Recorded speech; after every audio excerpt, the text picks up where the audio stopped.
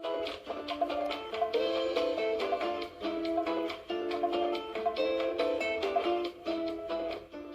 Pete Vargas here. My goal right now for all of you is to help you understand how to communicate. How you communicate today looks different than even how you communicated 3 weeks ago. And I want to give you that framework today, whether you're on social, whether you're on a podcast, whether you're on a phone call, whether you're on your team meetings. I want to give you a framework today that I believe is going to help you serve and help a lot of people who need your help today. And I want to start by saying thank you. Thank you to Eric and Marina for having me here today. I don't take it lightly, but thank you to the industry. I know you don't know me, but when I was 19 years old, 19 years old, I had to figure out how to pay for my college education. I was broke. I was walking around campus. I just had a really bad crisis happen in my life, and I had made it on college campus, but I didn't know how I was going to continue to sustain college campus. And I'm grateful because network marketing, multi-level marketing, got me through college. It's the reason I got through college. I wouldn't have gotten through college without it. I believe it's one of the greatest industries that exists because it gives the average human being on this planet the opportunity to start a business without hundreds of thousands of dollars, but like Tony said in his interview there, for a few $100s. And so what I want to do today is I want to help you understand, and this is my give back to the industry, I want to help you understand how to communicate. What I'm about to teach you, it's the same thing that we showed Dean Graziosi and Tony Robbins as we helped them build out their speaking team. It's the same thing that we shared with Grant Cardone and his team that made them license this content that I'm about to share with you. It's the same thing that we've shared with so many of the people that we work with, some of the biggest thought leaders on planet Earth, including Damon John, who was taking notes ferociously as we sat there and helped him understand how to communicate more powerfully. Those are all folks that we work with. And I'm excited to bring this to the tens of thousands of people today because I believe today, right now, is probably the greatest opportunity in the history of network marketing and multi-level marketing to be able to serve and help a lot of people. But you cannot do it the way that it's been done. Because I'm a part of the industry, I still continue to get recruited on occasion. And the conversation and the communication typically lives in one bucket. And there are 3 ways that you cannot communicate today. If you communicate in any of these 3 ways that I'm about to show you, it will actually do more damage than it does good. And so I want to help you understand how not to communicate with these 3 C's, but ultimately communicate with this C. And so what I want you to know is I shared this story with Eric and Marina, and what I shared with them is one of the things that we were able to do is Grant Cardone, we sat in Grant's office just like we got the chance to sit at Eric and Marina's house, and Grant's like, this content is amazing. Like, we wanna license this. And so they licensed all of our digital resources and they licensed the workshop. And we were at the very first workshop, and I want you to see this because this is one of the deadly C's. I was at this workshop and there were about 30 people in the room, and me and the gentleman that Eric just talked about, Pat Quinn, said, all right, everybody go around and in 1 minute introduce yourself. You got 1 minute. And so everybody started going, and while people are going, I'm seeing how powerful of a communicator they are. Because I'm going to give every one of you in the framework where in 3 minutes, you will have people asking you questions and wanting to know more about you and having you want to go deeper with them here in just a minute. But what happened in that day is people are going around, everybody's going around, and then one young lady gets up, and this is what she says.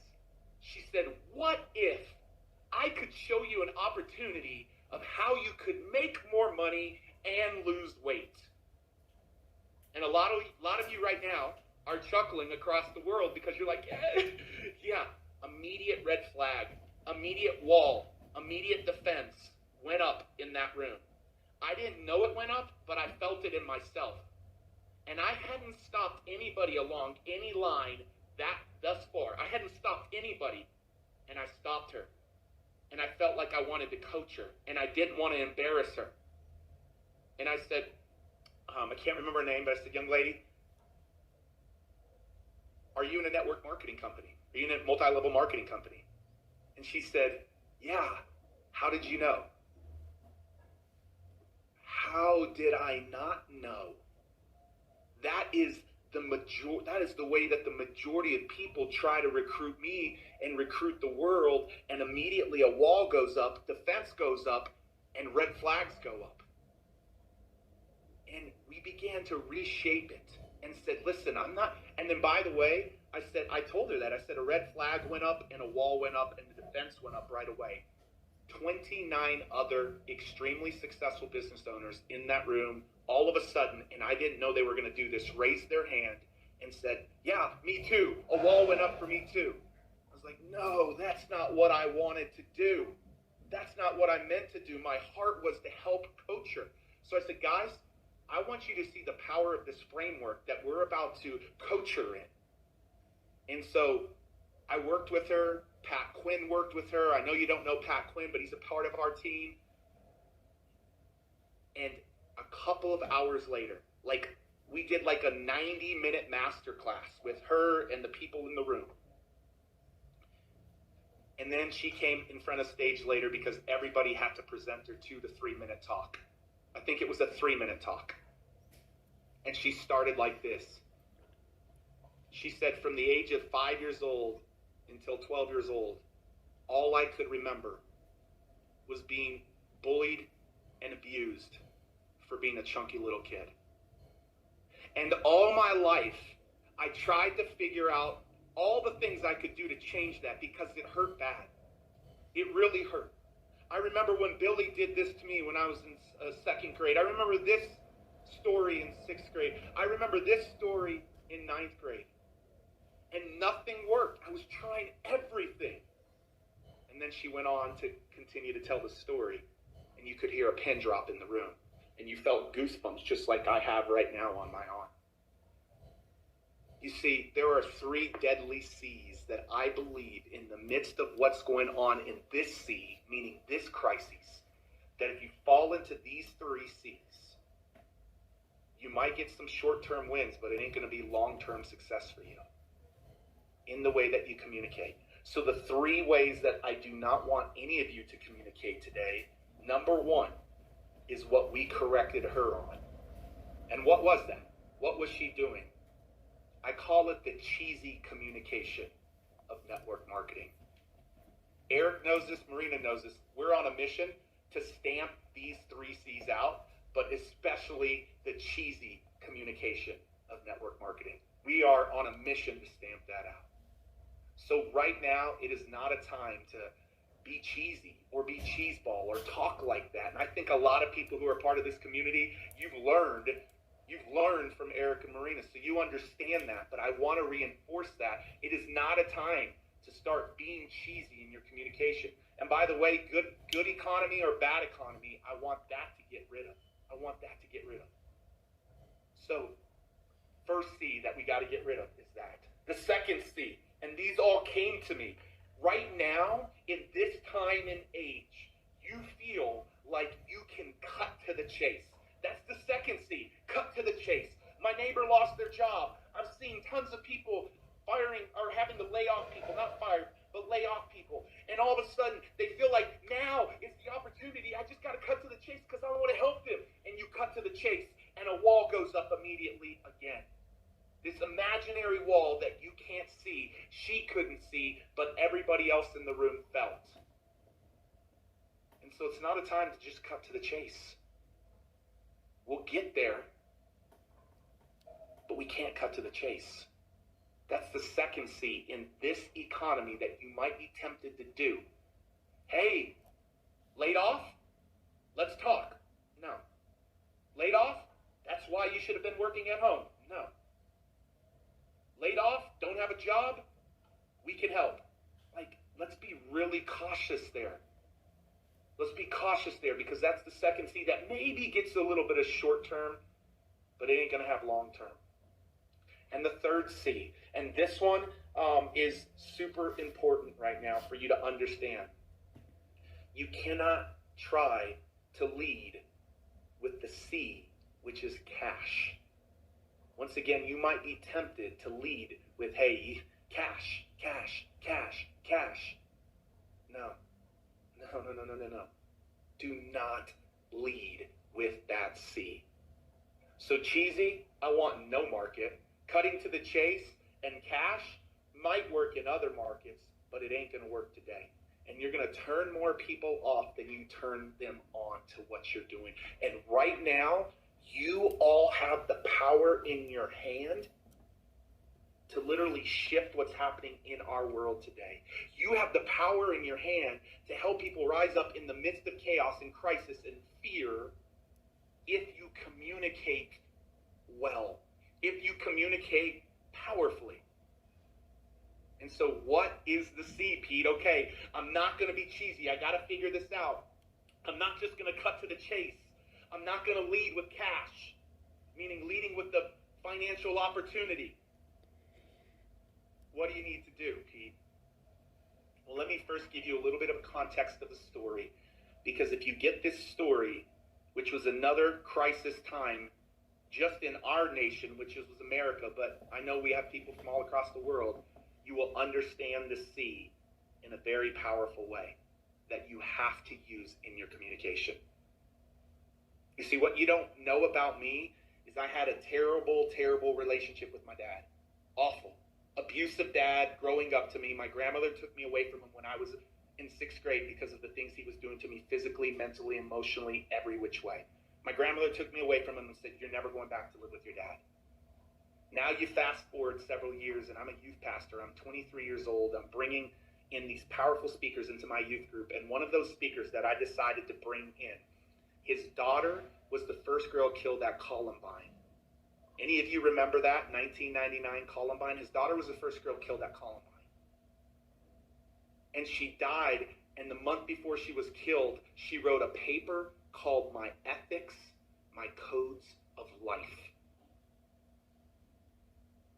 And she had 6 diaries. And in this paper and this ethics that she wrote for her 5th period English class, she said, I have this theory that if one person will go out of their way to show compassion, that it'll start a chain reaction of the same. People will never know how far a little kindness will go. Yeah, you might have caught into the C that I'm going to talk about here for a little bit, but what I want you to know about her is she stood for that in her paper, and her 6 diaries were her life's journey of how she lined up and she actually lived that message out. And so this man comes into my community, he speaks. I'm 23 years old. My dad hasn't said anything to me really about what he had done to me in the last 10 years. He's in this building. He's actually present. He's live. He's watching. I'm thinking maybe this will move my dad to take action and apologize. And at the end of the presentation, after that man, and this is very, very important, everybody, after that man said, hey, parents in the room, you have no idea how long your kids are going to be here, or you're going to be on this earth with your kids. I want you to go tell your kids tonight how much you love them. And some of you need to go ask them for forgiveness for something that you've done to them. And literally that night, my dad went and wrote me a letter. He said, I'm sorry for the father I've been. Here my son is having an impact on hundreds of kids' lives, and I can't have an impact on my only son's life. I'm asking you for a second chance to do things right. And he told me he loved me for the first time in over a decade. My wife and I were weeping and we were crying as we read this letter. He took the man up on his challenge and actually went out and did something about it, took action, because the man led with compassion. And he shared his daughter's story of compassion. And now for the first time in my dad's life, after lots of people trying to recruit him to make things right with me, finally, the very first time somebody led with compassion, my dad heard it and he took action. If you want people to take action right now, you have to lead with compassion. You have to lead in this market with empathy. You cannot be driven by the cheesiness or the cut to the chase or the cash. You've got to lead with compassion. That is what you got to do right now. And I want to share one more story about him. In 1999, our nation was scared. I don't know if Eric and Marina remember this, but we had a nation that was really scared because we had our first major school shooting. And I'm not comparing it to today, but I'm comparing what I'm about to say to today. Back then, everybody was talking and complaining and scared to death. Parents weren't sending their kids to school, and they were afraid. And everybody was pointing the finger and taking blame and blaming everybody else, and there was all this finger pointing. And this man chose not to finger point.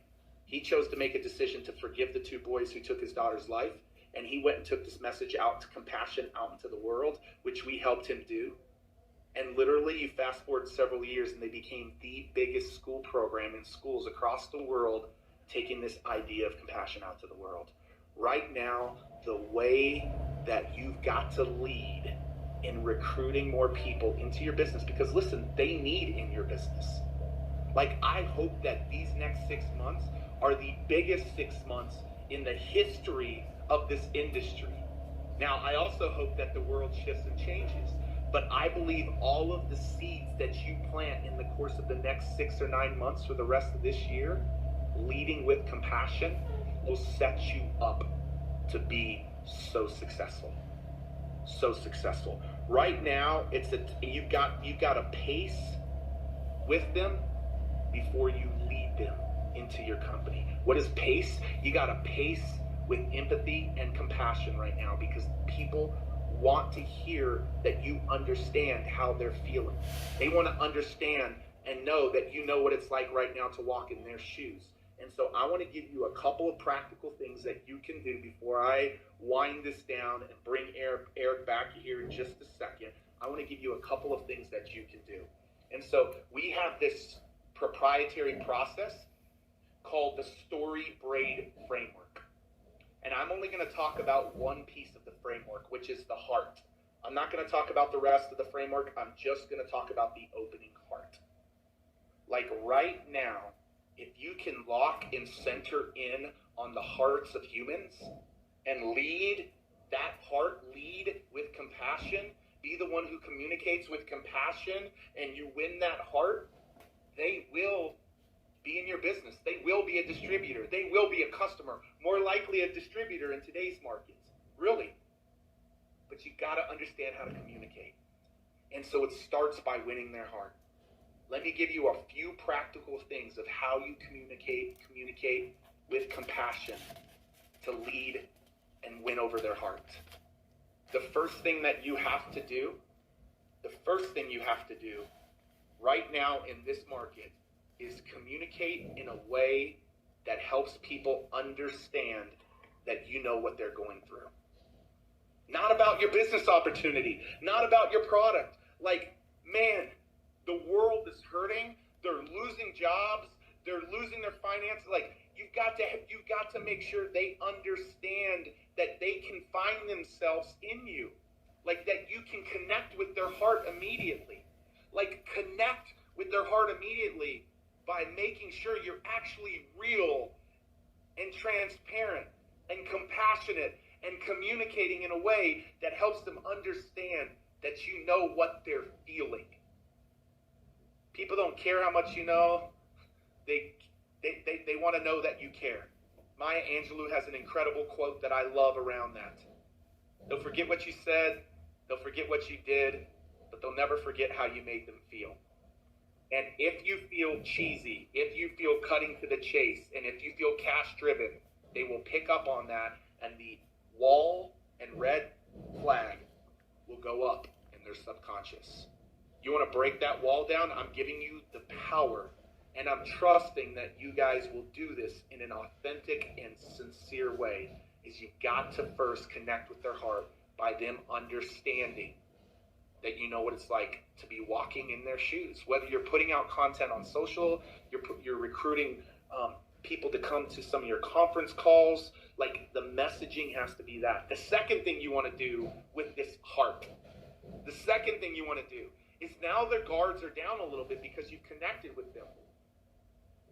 People now are more open to having conversation, and they don't want to see that you're this extraordinary person driving this amazing car, living in this incredible house, debt-free, set for life, semi-retired. That's not the conversation that's going to happen now. They want to know that you're ordinary and that you've walked in their shoes before. And you've got to know what their shoes are right now. Listen to the market right now of where it's at. I'm asking people, how do you feel right now? Like, what is your biggest concerns? I'm asking our community that, and they're telling me. And as they tell you and you listen, those are the words that you got to hear, because you've got to make sure that you relate that you are ordinary and that you've walked in their shoes before, that you've faced crisis before, that you've went through it before. And then, and only then, do they want to know that you're extraordinary and that you've gone somewhere that they want to go, but it was from some place of crisis or difficult times or hardship. It doesn't have to be a financial crisis. It could be a relational crisis. It could be a health crisis. It could be something that shifted it and turned it around. Once they know that you are ordinary, they then want to know that you've done something extraordinary, because that's ultimately where they want to be. But they don't want to be there until they know that you know what it's like to walk in their shoes today. Man, I hope you guys grasp that. I really hope that you get that, because that is an incredible piece. And so the second thing that you want to do in this opening heart is the ordinary and extraordinary. Make sure people understand that you've been walked through that, but you've gone somewhere that they want to go. Because now that's going to open up the conversation with them beginning to ask you questions. And the third and final thing that you want to do just in this opening heart, I'm not even talking about the head, the hands, the heart. I just wanted to bring you one nugget around the opening heart. One nugget around the opening heart. The last thing that you want to do in these times is do a little digging and ask yourself, what is my why right now? What is my why? What is my why? Like, what is my why? And here's the criticalness to this. You want other people to find themselves in your why. And so my why is that I want to help our community get on 1,000,000 stages by 2027 to share their messages and their stories with the world. And now I've even shifted a little bit to say, I want to help our community get on 1,000,000 stages by 2027, and the number one stages that they're going to get on is our virtual and digital stages, because there is an abundance of them that they can do straight from their own home. And here's what happens, is if you can have an empathetic and compassionate why that you can have in conversations with people, they will find themselves in your why. If they find themselves in your why, they start asking the question, how do I work with you? How can you help me? What can we do? I need help. I want to be that extraordinary. They're not going to use the word extraordinary, but I want to move from that ordinary position you were in to go into the extraordinary, and I want to be one of those people in your why. That's the third thing that you want to do in this opening heart. When you begin to do those three things, the game shifts. The game shifts. People feel connected to. They feel out of isolation. They don't feel depressed. They don't feel anxious. They feel connected. They feel heard. They feel loved. And they've now come in and said, tell me more. I want to close with this story before I bring Eric back up. I told you that network marketing got me through college after a really hard hardship. But what I didn't tell you is that I played collegiate tennis, and my grandmother went and worked another job just to help get me through college, because my parents didn't have the money to help me with college. My grandmother went and worked another job. I got a small little college scholarship. I got a little bit of a Pell Grant, and that's how I got through college. And I was playing collegiate tennis. And one day I'm going out to my car to go and drive to tennis practice. All my rackets are in there. My car's in the parking lot of my college campus, Midwestern State University in Wichita Falls, Texas. And I go and I find and look for my car, and I can't find my car. Well, what I come to find out is that my car had been repossessed. And it was the gift that my dad had given to me, but my dad wasn't able to afford the payments, and he didn't tell me that. My rackets were gone. My car was gone. I was in tears. I didn't know how I was going to make it now. Like, I had no transportation, no tennis rackets. I was already struggling to be on that college. I had decided to go last minute because I had some friends really, really encourage me to do that. And then I ran into a lady in my church. And a lady in my church didn't get cheesy with me. A lady in my church didn't shortcut things or try to take a shortcut. A lady in my church didn't cut to the chase or lead with money. A lady in my church was compassionate, and she heard me. She actually gave me some money to be able to get food. And she supported me just helped me. Her and her family, her family became like an extension of my family. And they loved me. They didn't play the short game. And then one day she just told me about this incredible thing that she was a part of. And it was a no-brainer for me to ask her, tell me more about that. Because as Les Brown would say, I was hungry. And that was the very first network marketing company that I ever got in. And I can remember it. I can remember the second one and the third one. And I can remember what network marketing did to get me through college because of someone not being cheesy, someone not cutting to the chase, someone not talking about all of the cash stuff that I could get, but someone leading with compassion. You lead with compassion, industry. You lead with compassion, all of you walk around the world as you communicate that heart and you communicate to their heart. What you will begin to see is you will begin to see more distributors, more customers, more volume, more impact, and you will be responsible, a little piece of helping restore the world's economy that's hurting right now. But it's industries like this that are going to change that.